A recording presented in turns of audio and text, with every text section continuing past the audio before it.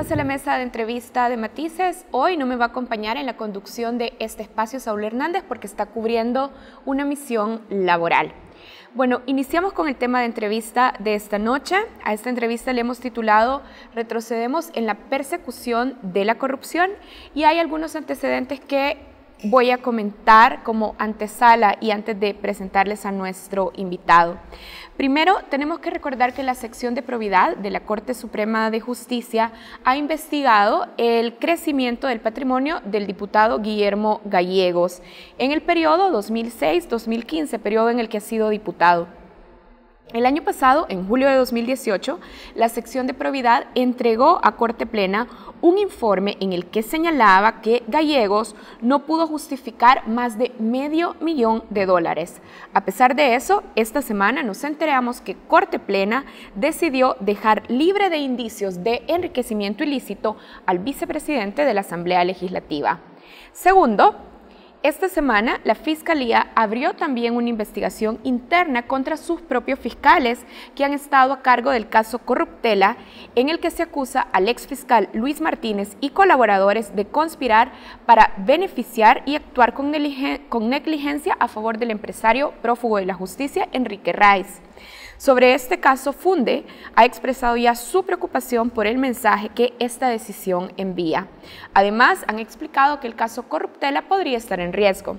Y justamente para hablar sobre cuánto avanzamos o retrocedemos en el combate que hacen las instituciones del Estado salvadoreño a la lucha contra la corrupción, hoy está con nosotros Jaime López. Jaime López es representante de Funde y también de Transparencia Internacional.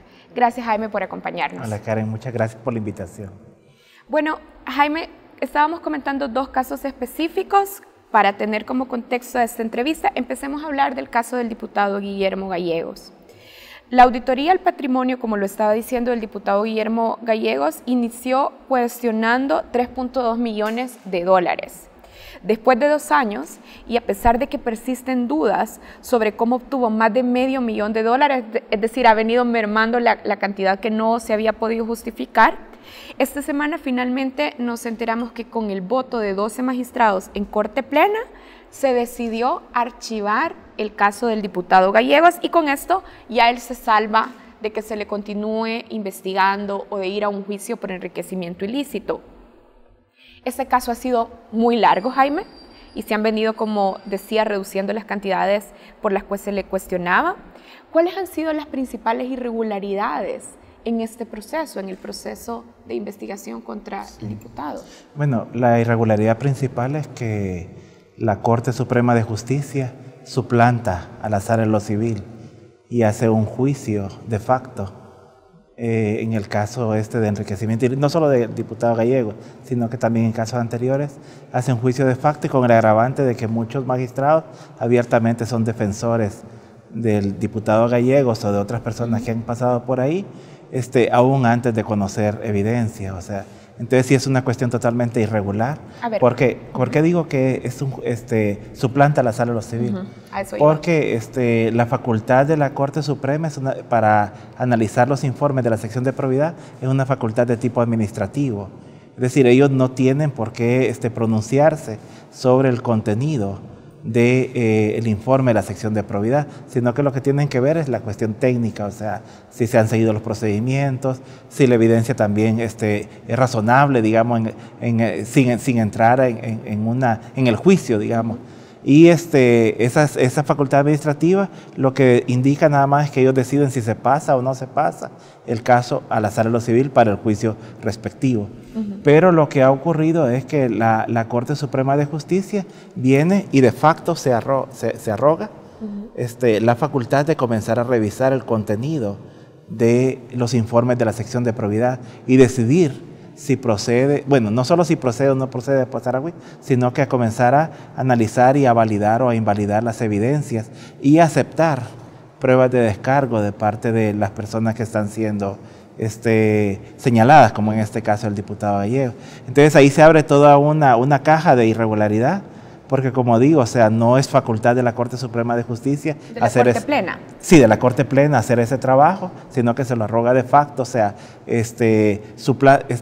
ahí en lugar, crea un tribunal, una instancia que no está contemplada en la ley ni en la Constitución de juicio, y le comienza a permitir a las personas que comiencen a presentar pruebas de descargo sin ninguna regulación procedimental, por ejemplo, cuál es el plazo para que eso se haga, qué tipo de documentos se aceptan o no se aceptan, si hay peritaje sobre los documentos que se presentan o si simplemente basta con la opinión de los magistrados de la Corte Plena. Es decir, Corte Plena empezó a recibir una especie de pruebas de descargo, sí, así es, que les entregaba directamente el diputado Gallegos en el caso de la investigación sobre su patrimonio. Sí, y así es como logra reducirse la cantidad de 3 y algo de millones, que fue donde empezó la investigación. Sí, y lo que pasa es que estos documentos, igual, y el agravante que después todo este expediente pasa a reserva para que nadie pueda ni siquiera opinar, ¿verdad?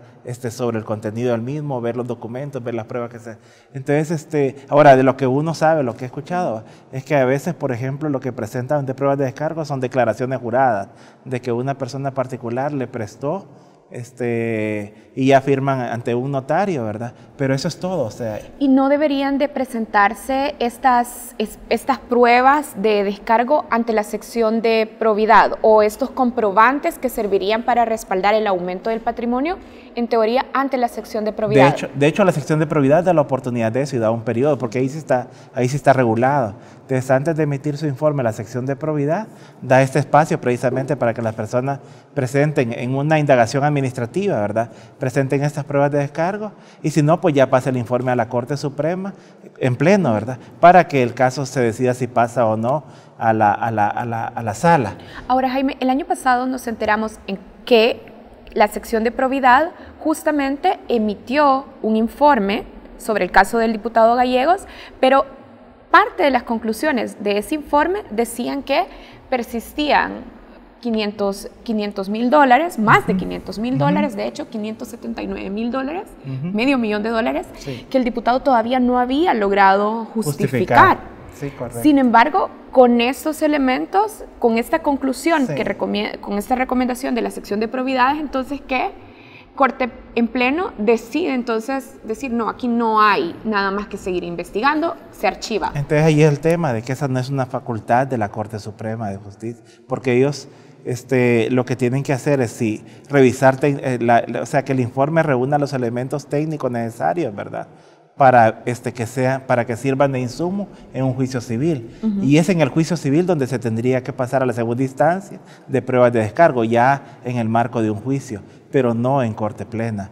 ¿Por qué? Porque ya en juicio sí se puede, la Fiscalía, por ejemplo, puede, si la persona presenta un documento, la Fiscalía puede revisar ese documento, puede pedir de que se invalide, puede pedir de que se haga un peritaje, puede pedir de que se haga otro tipo de verificaciones, pero en el caso de cuando se presentan en Corte Plena, básicamente no hay ningún mecanismo de control o de validación de que esas pruebas de descargo que se están presentando sean legítimas. Es decir, no hay nada más que hacer, porque aún como cuando está explicando Jaime, la Corte Plena puede haber superado sus funciones y sus atribuciones, sí, en este caso, ¿qué más se puede hacer? Entonces, definitivamente el caso va a archivo. Sí, bueno, en este caso realmente, si a mí me preguntaran, pero es la segunda parte que vamos a ver en esta entrevista, es que la Fiscalía tendría que investigar ese procedimiento y revisar qué tipo de pruebas son las de descargo, son las que se han presentado, porque como digo, o sea, lástima que nosotros pues sí no tenemos acceso a la documentación por el problema de la reserva, pero ahí se han presentado documentos que simplemente son declaraciones juradas, y con una declaración jurada se ha descargado, se ha disminuido y lo vimos ya, hay casos, porque digamos, si nos vamos por ejemplo al caso del expresidente Funes y sus familiares, ¿verdad? Ahí en ese caso hay ya judicializado documentos que se crearon precisamente solo para reducir el monto que se estaba cuestionando en la sección de probidad y que eran documentos falsos. Precisamente por eso están en condición de fugitivas, ¿verdad? Ex esposas del presidente Funes, porque precisamente... Por falsificar documentos sí, que en algún momento el objetivo era salvar... Sí. parte del patrimonio que no se podía justificar. Y entonces en todos estos casos es lo que hay, ¿verdad? Y lo que procedería, como decimos, porque no es que la Corte, aunque sean magistrados, ¿verdad? Pero ellos no, en este caso, no tienen la facultad ni el derecho de actuar como jueces, sino que están actuando como un ente administrativo, que lo que le corresponde es trasladar el informe a una cámara que sí tiene las facultades jurisdiccionales. Y además tenemos que recordar que el proceso que se haya hecho en la sección de probidad y en corte en pleno no es excluyente de un proceso penal. Sí, por supuesto. Que es por esto que podría participar la Fiscalía. Por supuesto. Ahora, Jaime, a ver, se han concedido extensiones de tiempo, se han superado las atribuciones que tendrían los magistrados en corte plena en el caso del diputado Gallegos, hay contradicción en las conclusiones que presenta la sección de probidad, pero por el otro lado, hay investigaciones periodísticas que sí denuncian excesos en los comportamientos y en el patrimonio del diputado Gallegos e incluso de su esposa. Y parece que instituciones de la sociedad civil, periodistas, son capaces de ver indicios de enriquecimiento ilícito donde los expertos de la sección de probidad y los magistrados de corte en pleno no los encuentran. ¿Cómo explica esta brecha? No, es que eso es, como dicen, la evidencia está a la vista, ¿verdad? Y por eso, digamos, esta cuestión del comportamiento de la Corte Suprema, yo me atrevería a decir que está en el lindero de lo delictivo. ¿Por qué? Porque para mí es un acto arbitrario que ellos entren a conocer el fondo, como decimos, de los informes de la sección de probidad, comiencen, establezcan un juicio de facto, establezcan un periodo discrecional para admitir pruebas de descargo y admitan pruebas de descargo sin la participación de la Fiscalía General de la República para que éstas sean contrastadas y sean validadas debidamente y ante un juez. Entonces, como digo, estos son... O sea, pasa en El Salvador pero no debería de pasar. Y la otra cosa que tú bien lo señalas, tenemos la cantidad de señalamientos contra el diputado Gallegos, su estilo de vida, sus ingresos, lo que reporta, el tema de las donaciones a la ONG de su esposa, etcétera. Entonces, definitivamente todo eso no concuerda con los ingresos que él ha obtenido legalmente, o por lo menos los que uno conoce, ¿verdad? Y ahí está, a la vista, digamos. Y entonces por eso, si estuviéramos en un país, digamos, un poquito más decente, de inmediato tendríamos una intervención de la Fiscalía General de la República, en este caso, ¿verdad? Bien, ahora las últimas decisiones de la Corte en pleno, declarar no solo esto que ha pasado en el caso del diputado Gallegos, pero han declarado información reservada las investigaciones de la sección de probidad y también las deliberaciones que se hacen sobre ellas. Han archivado los casos que excedan 10 años desde que el funcionario dejó el cargo, han ido exonerando a más funcionarios y exfuncionarios. Son conclusiones contradictorias las que se ven en los informes de la sección de probidad. Todo esto hace pensar, Jaime, que estamos retrocediendo en la lucha contra la corrupción que suponíamos se podía impulsar desde la Corte Suprema de Justicia. ¿Estamos ante un nuevo periodo de oscurantismo en la Corte? Pues las señales son en esa dirección y son señales fuertes. Efectivamente, no hemos visto otro tipo de señales positivas, digamos, la reserva sigue vigente.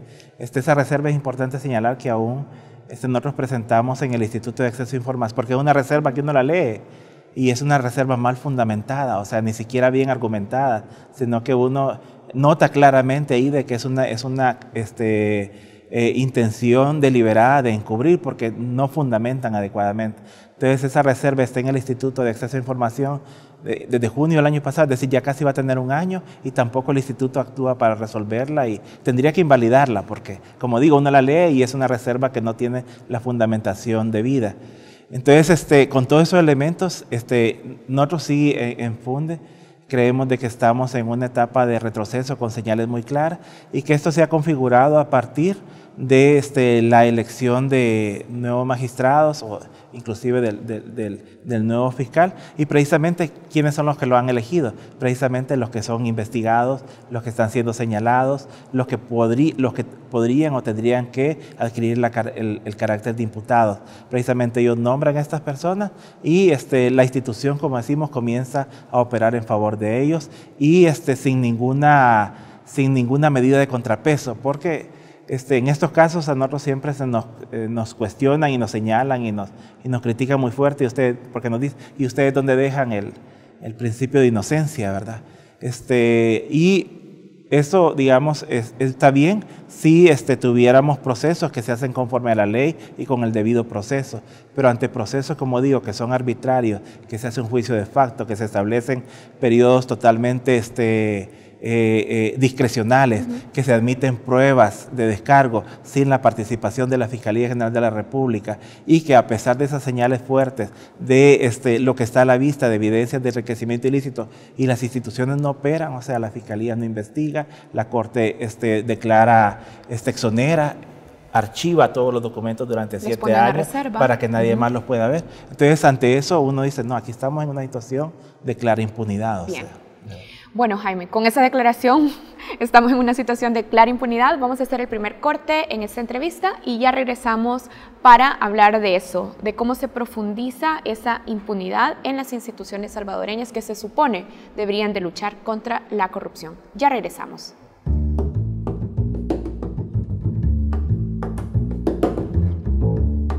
Estamos de regreso en la mesa de entrevista de Matices. Esta noche estoy conversando con Jaime López, representante de FUNDE y también del capítulo en El Salvador de Transparencia Internacional. Jaime, hablemos de lo que ha estado pasando también en la Fiscalía General de la República, pero antes hay que decir que el año pasado, en diciembre del año pasado, se eligió al nuevo fiscal general de la República, Raúl Melara, cuestionado también desde algunos sectores de la sociedad civil por su independencia con respecto a los partidos políticos, en particular su independencia con respecto a Arena. Sin embargo, los diputados le dieron el visto bueno y aceptaron elegirlo como fiscal. Y la Sala de lo Constitucional rechazó conocer el recurso que le presentaron sobre esa elección. Exactamente, y eso lo mantiene en el cargo. Ahora, Jaime, hablemos un poco del papel también de la sociedad civil. Yo decía, algunas voces cuestionaron su elección, pero lo cierto es que teníamos organizaciones de la sociedad civil que suelen ser muy críticas o han solido ser muy críticas para cuestionar los vínculos de los funcionarios de segundo grado como los magistrados o el fiscal general de la República, y ciertamente no los vimos pronunciarse con la misma energía sobre la independencia del fiscal general Raúl Melara. Sí, mira, lo que pasa acá es que nosotros en nuestro país realmente somos muy polarizados y nosotros realmente, yo particularmente aplaudo de que muchas organizaciones ahora tengan una agenda de institucionalidad, pero ciertamente cuando ya hay un momento en que las preferencias partidarias afloran y esas agendas de institucionalidad también tienen límite. Y ciertamente yo también lo extrañé mucho, eso de que hubiera la misma insistencia o el mismo rigor, y definitivamente las voces no estuvieron presentes. O sea, dentro de las organizaciones, por ejemplo, muchas con las que nosotros hablamos, nos dijeron, no, hay que darle el beneficio de la duda, que dicen que es una buena persona, y no se trataba de quién era la persona, sino que lo que estábamos cuestionando era la decisión que tomaron los diputados y el hecho de que hayan elegido una persona que tiene vínculo o que tuvo vínculos partidarios. Y porque no se trata de la bondad, sino de la independencia. Sí, por supuesto. Entonces, definitivamente, pero es lo que nos pasa en este país, ¿verdad? Que la corrupción todavía se tiende a matizar, o las decisiones como estas se tienden a matizar dependiendo de qué lado del espectro político sean de las personas de las que estamos hablando, lo cual es triste y es lamentable porque le resta fuerza a muchas de las demandas que esta sociedad tiene. Ahora hablemos de algunas actuaciones ya de esta nueva fiscalía o de esta nueva etapa de la fiscalía conducida por Raúl Melara.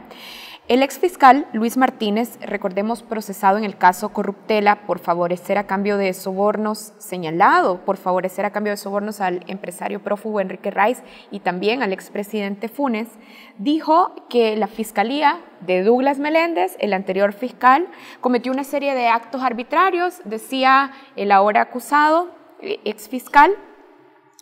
Y nos sorprendió también que luego de estas declaraciones que hace el exfiscal, la fiscalía de Raúl Melara parece darle la razón porque abrió una investigación interna contra los fiscales a cargo del caso Corruptela. O sea, parece una ironía, pero en realidad lo que está pasando es que la fiscalía le da ahora la razón o sigue los argumentos de los acusados.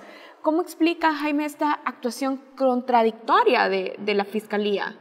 Sí, solo sí, me gustaría que me permitieras irme atrás a la gestión del fiscal Douglas Meléndez, porque muchas personas piensan de que los señalamientos que ahora se le hacen al actual fiscal es una defensa del fiscal anterior. Y yo quiero decir que sí hubo fuertes señalamientos contra el fiscal anterior, por ejemplo en el caso Saca, cuando él le da el juicio abreviado. Efectivamente muchas voces dijimos, yo particularmente lo está tratando con guante de seda y bajo una negociación que no entendemos qué es lo que está detrás.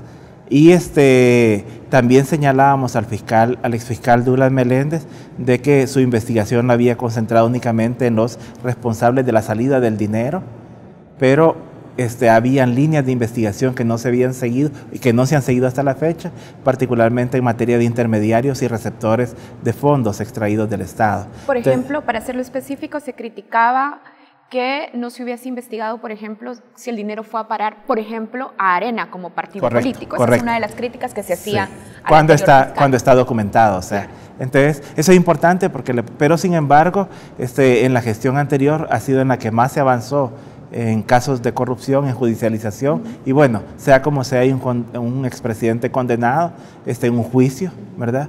Y tenemos al otro señor que está prófugo. Bien, ahora esto es importante tenerlo presente porque si no las personas pueden pensar de que es una cuestión de un pleito entre el fiscal anterior y el fiscal actual. Y el fiscal anterior que está siendo acusado. Sí, y hacer una cuestión de que quién es el bueno, quién es el malo, y no se trata de eso. Entonces, ahora lo que está ocurriendo es que se está agarrando fuerza, diría yo, una narrativa de parte de los imputados de estos casos de corrupción, en particular, como tú decías, el exfiscal Luis Martínez, que el viernes pasado lo vimos dar una declaración sumamente fuerte. Y la narrativa lo que dice es, miren, yo no he actuado ilegalmente, las pruebas han sido fabricadas, es una venganza que se hizo contra mí por X o Y motivo, y el responsable de esta venganza es el fiscal anterior y los fiscales que estuvieron en los equipos de investigación. Entonces, ahora para que toda esa narrativa cobre sentido, pues hay que deslegitimar y hay que poner la mirada en precisamente estos fiscales o aún el exfiscal Douglas Meléndez. Y precisamente como tú dices, o sea, las cosas coinciden, ¿va? Ahora, ¿cómo es la historia de esta investigación contra estos fiscales que han tenido a cargo de esta investigación? Es que el día 6 de enero toma posesión el nuevo fiscal, inmediatamente recibe una carta de exfiscales y de personal administrativo de la Fiscalía que tienen calidad tienen criterio de oportunidad, es decir, están imputados en el caso de Luis Martínez, en el caso Corruptela, y donde dicen de que fueron coaccionados, fueron obligados a declarar o a aceptar, a confesar que habían cometido delitos. Aún algunos dicen que fueron torturados, ¿verdad? Y lo que pasa precisamente es que, y nosotros decimos, está bien que las investigaciones caminen, ¿verdad? Pero lo que en este caso ocurre es que precisamente todo coincide con esta narrativa y la investigación comienza a caminar de forma acelerada. Inmediatamente el auditor fiscal abre la investigación. De forma acelerada contra los fiscales a cargo del caso Corruptela. Precisamente en la línea de descalificarlos o de desacreditarlos. Ahora bien, cuando uno lee el auditor fiscal, hasta la fecha a los únicos que ha entrevistado han sido precisamente a las personas que se fueron a quejar y que son los imputados en el caso Corruptela. Les ha hecho las entrevistas y las personas, y yo voy a tomar partido, quiero decirlo, ¿verdad? Es que ojalá las personas puedan leer también los testimonios, pero lo que ellos dicen es que ellos dicen que fueron coaccionados o torturados porque estos fiscales les presentaron documentación donde se demostraba ya sea que habían avalado pagos irregulares, ya sea que no habían tramitado expedientes, o ya sea que habían presentado un requerimiento fiscal sin tener la sustentación debida, que son precisamente las cosas que se acusan al fiscal Luis Martín.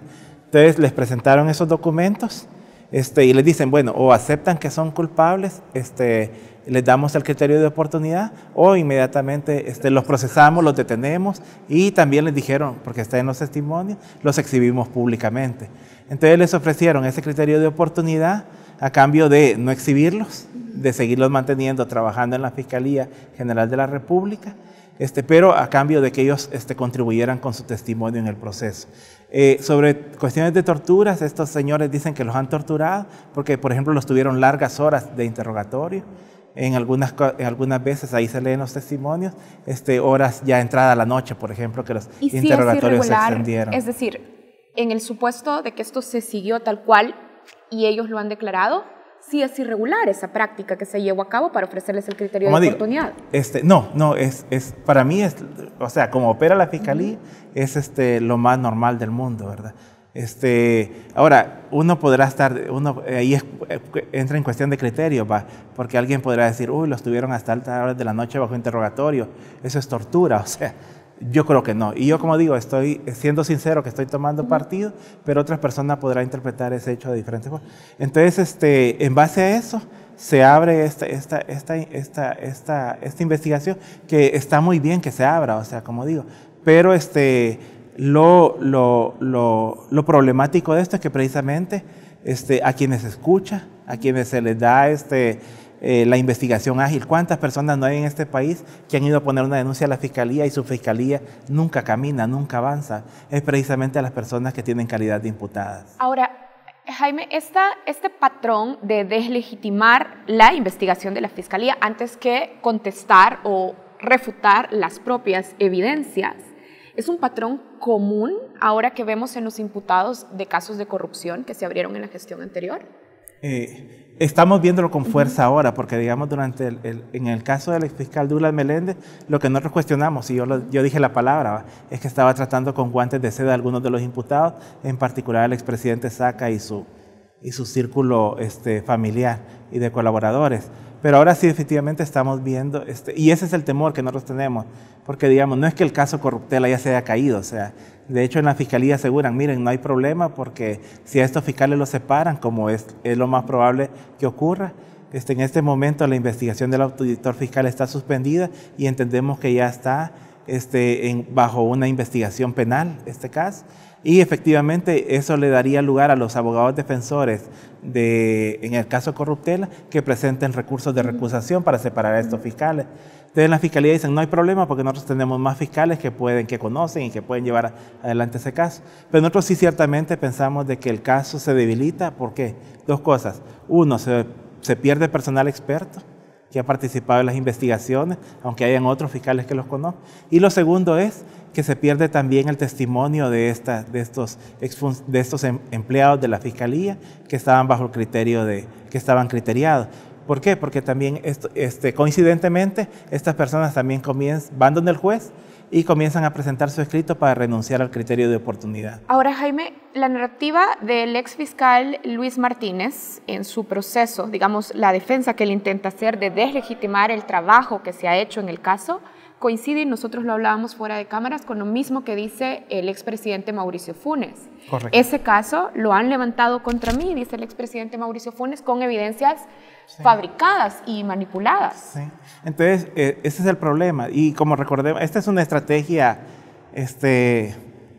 que dice, en lugar es el ad hominem, ¿verdad? Pero llevado a la esfera judicial, de que para evitar de que se conozca en juicio la evidencia, que se conozcan los testimonios y que el juez realmente pueda deliberar con base sobre el fondo del caso, lo que se hace es comenzar a delegitimar a la parte acusadora.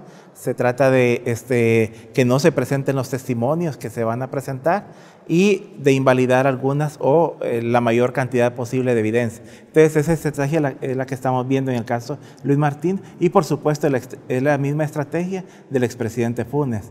Y ellos tienen el derecho de usarla, pero como decimos, nuestro llamado de atención, y es por eso que hemos levantado la voz en este caso, es que tenemos que estar atentos precisamente porque si eso está pasando y la Fiscalía lo permite, sería algo sumamente grave. Es sospechoso además que el fiscal adjunto Alan Hernández, de hecho, está mencionado también en el mismo caso Corruptela, sí, implicado en viajar en aviones del empresario Enrique Raiz. Sí. Pero él está ahí como fiscal adjunto y además también esta fiscalía decide sorprendentemente estar más a favor de los acusados ahora que de sus propios fiscales. Y yo agregaría el caso de la señora de Saca, ¿verdad? donde realmente, y yo lo digo, o sea, como digo, tomo parte, o sea, para mí es un mensaje de impunidad lo que se hizo en ese caso, porque precisamente lo que se negoció fue que ella no fuera a prisión, ¿verdad? Y bajo la promesa de que se van a recuperar fondos, pero es que esos fondos o esos bienes de todos modos se tienen que recuperar, o sea, eso, entonces realmente no entendemos por qué se le dio ese beneficio. Entonces, como decimos, y el fiscal general, por ejemplo, dice, pudiendo elegir entre tantos abogados, penalistas o fiscales honestos, con prestigio, precisamente elige como adjunto a una persona sobre la que hay desde ese tipo de señalamiento, ¿verdad? Entonces, sea o no sea cierto, eso le resta legitimidad, le resta credibilidad. Y en el marco de esta narrativa del exfiscal Luis Martínez, en el marco de esta narrativa del expresidente Funes, que la están activando, la están accionando y la están convirtiendo en una realidad, pues uno no puede más que decir, hacer el llamado de atención, va a decir, queremos que se nos explique, queremos que se den las razones, queremos que se nos digan cuáles van a ser las consecuencias, queremos que se nos garantice que estos procesos judiciales se van a seguir manteniendo, se van a fortalecer con el personal adecuado, con los fiscales adecuados y que no se va a retroceder. Jaime, hago una pregunta final porque ya se nos acabó el tiempo. A ver, con todo esto que hemos estado discutiendo en los dos bloques, las actuaciones de los magistrados de la Corte Suprema de Justicia, lo que está pasando en la Fiscalía también. Todo esto parece también encajar con el discurso político del presidente electo sobre la necesidad entonces de instalar una comisión internacional contra la impunidad y contra la corrupción. El discurso que se le opone a eso sostiene que todavía se pueden fortalecer las instituciones, pero lo que estamos viendo es que las instituciones en realidad lo que están experimentando son muchas barreras, muchos retrocesos y claras muestras de parcialidad y no de independencia. ¿Es justificable entonces esta decisión política de pedir una comisión internacional contra la impunidad y la corrupción? Yo creo que sí. Lo que yo no haría es atribuírsela directamente al presidente electo, sino que yo creo que es un clamor de la población. Que el presidente, qué bueno que ha hecho eco de ese clamor. Yo pienso que sí. ¿Y por qué? Porque de la corrupción que estamos hablando, digamos, podemos decir, en nuestro país podemos diferenciar dos tipos de corrupción. Corrupción que tiene que ver con la administración pública, el manejo de las decisiones, el manejo de los recursos. El caso clásico vendría siendo el manejo de la partida de gastos reservados de Casa Presidencial. Pero hay otro tipo de corrupción más grave y es la corrupción que ocurre en las instituciones de justicia y en las instituciones de control. Aquí hablamos Corte Suprema, hablamos de las redes de corrupción en la Fiscalía General de la República, hablamos de las redes de corrupción en la Corte Suprema de Justicia, que es otro tipo de corrupción. O en la Corte de Cuentas. O en la Corte de Cuentas, perdón, eso iba a decir, que es otro tipo de corrupción mucho más grave, mucho más delicada y que está enquistada precisamente en las más altas esferas. Entonces, ¿Cómo remediamos este problema? Porque si solo tuviéramos un problema de corrupción en la administración pública, en el manejo de los recursos, no habría problema porque tendríamos las instituciones que se van a activar, van a investigar, van a hacer los procesos. Pero cuando tenemos corrupción en Corte Plena, cuando tenemos corrupción en Fiscalía General de la República, cuando tenemos fabricación de informes de auditoría falsos en la Corte de Cuentas de la República, estamos hablando realmente de que la corrupción ha corrompido la garantía mínima de un Estado de Derecho. Y eso definitivamente justifica la necesidad de tener un apoyo o una instancia de carácter internacional que tenga independencia y que tenga capacidades técnicas para enfrentar un problema tan complejo como el que tenemos. Muy bien. Muchas gracias, Jaime, por acompañarnos en este espacio de entrevista. Jaime López, representante de FUNDE y también del capítulo en El Salvador de Transparencia Internacional. Gracias, Jaime. Karen, encantada. Bueno, nosotros hacemos una pausa, ya regresamos con más contenidos aquí en Focus.